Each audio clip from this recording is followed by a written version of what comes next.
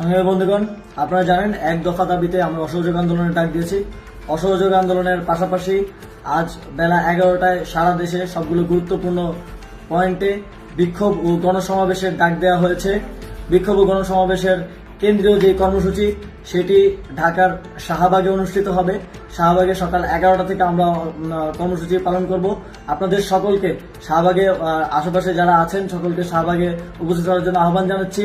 এছাড়াও ঢাকার সকল প্রবেশ পথে সংগ্রামী ছাত্র জনতাকে অবস্থান নেওয়ার আহ্বান জানাচ্ছি।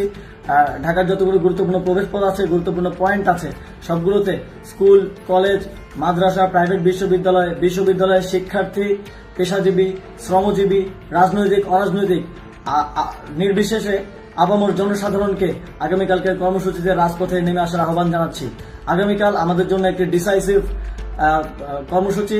আগামীকাল আমরা শান্তিপূর্ণভাবে আমাদের বিক্ষোভ ও গণসমাবেশ পালন করব, কিন্তু যদি আমাদের উপর আঘাত আসে তা প্রতিহত করার জন্য আন্দোলনকারী ছাত্র জনতাকে প্রস্তুত থাকার আহ্বান করছি। আপনারা সবাই পতাকা নিয়ে আসবেন, বাঁশের লাঠি নিয়ে আসবেন। আমাদের নিরাপত্তার দায়িত্ব আমাদেরকেই নিতে হবে।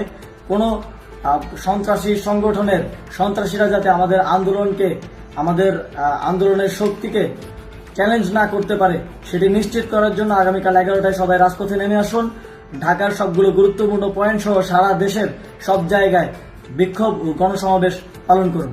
ধন্যবাদ সকলকে।